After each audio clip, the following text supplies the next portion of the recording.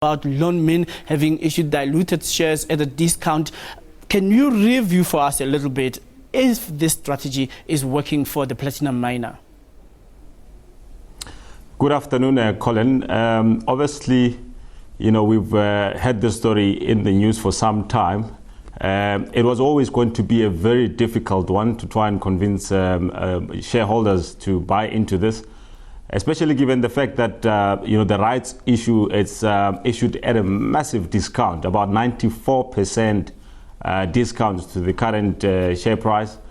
And they in the beginning it looked like it was going to be a tough one, but they got a much needed respite, I suppose, with the news that the shareholders have voted in favor of the deal, of the rights issue. Mm-hmm.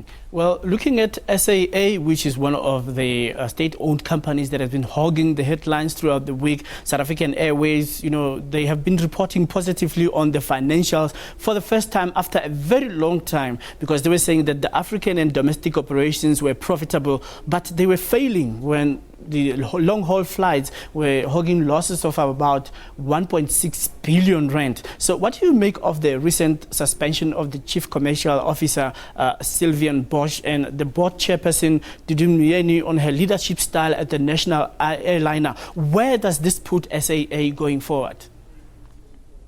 It's very unfortunate, Colin, and I think it happens, as you correctly put it, at the time when it looks like, they were just about turning the corner. The news in itself, or the suspension in itself, it's not necessarily a bad thing. The allegations are there, and it's up to, it's a good thing, because ultimately it says there was a wrongdoing, even though it's still early days to, of course, conclude as to whether or not, are we not trying to preempt the outcome of that hearing. Of course, there's a suspension. It's, allegations of wrongdoings. And, if there was wrongdoings, it's the correct measures, of course, by the board to suspend him, to try and deal with, some of these problems that they have. Ultimately, what they don't want in this type of environment is, corrupt management. But I think they were beginning to turn the corner, and I strongly believe they will continue to turn the corner. And it's the right step to take by the board if indeed he was, corrupt, as they alleges.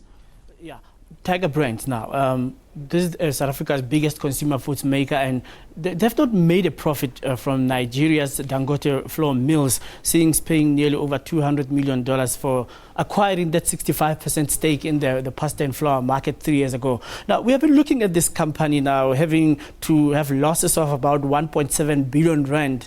They've been naming impairments, like, for example, the operating macro environment in Nigeria. What do you make about Tiger Brands not succeeding in Nigeria but continuing to do well in South Africa? The events in Nigeria, this probably would go down in Peter Matlari, the outgoing CEO, as one of those moves which were obviously badly calculated. In hindsight, it looked, back in 2012, it looked like a wonderful move for them. But of course, with the falling oil price, which has impacted very negatively on the Nigerian economy, and subsequently the falling currency, or the naira, which also, put a lot of pressure on the Nigerian economy, that particular, investment in Nigeria turned out to be, the worst one. And I think it was just a matter of time. They've been trying to inject some capital to try and boost that operation, but it was only a matter of time that they eventually take this type of a decision, which is to write it off. And I think it's a good move. Yeah, now looking at commodities, Maudi, I've been looking at platinum now it's gone down below the 1,000 mark, and gold as well, standing only at 1,085. What do you think about platinum right now, its performance as a commodity, the commodity price being very low? How low can it go? And then talking about gold, has gold lost its safe haven status?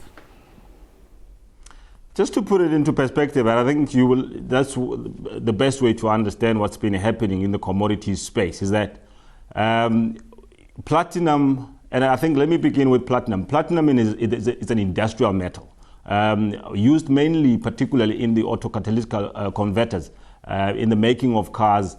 Now, it does very well when the economies, or when there's demand for it, and the economies are doing very well. We know that we've been, the global economy has been under a lot of pressure. As a result, demand for platinum has been weak. Also, we've had the slowdown in China. And also the other problem that is really that the platinum sector is facing, it's the excess supply, particularly of the secondary market, and the recycled platinum. These days, we know that the cars that have been made have all the turbocharged. They're very much efficient. They're not using as much platinum. So that's why the platinum price has been under a lot of pressure, and it looks like there's no recovery in sight for platinum. And that really raises a question again of Lonmin with that particular rights issue, whether or not it's a wise move for shareholders to back it, given the fact that their business plan is primarily based on the platinum price recovering. Where the recovery is going to come from, I really don't see where it's going to come from in the short period of time. If anything goes by, I think we are going to go through a period where platinum price is going to come under pressure for a very long time. Okay, just there, Maudi. Now you mentioned... Okay, Maudi, sorry to interrupt you because I've run out of time. The other issues we'll touch on, many people will be interested in the value of the rand right now. Are we still experiencing volatility tendencies with the rand performance, or are we going to see some stability in the build-up towards the Fed's announcement later in the year? You can expect a bit of volatility going into the end of the year. The Reserve Bank yesterday made a wise move, I think, by increasing interest rates by 25 basis points. They were always going to find it very difficult, balancing act between whether increasing or not, or leaving them on hold. I think to increase them, they were preempting the likelihood of the volatility that is going to come as a result of the Fed hiking interest rates. So they preempted that and acted before the potential weakness that will come as a result of the Fed hiking interest rates. We can expect more depending on how much the dollar strengthens going into the end of the year.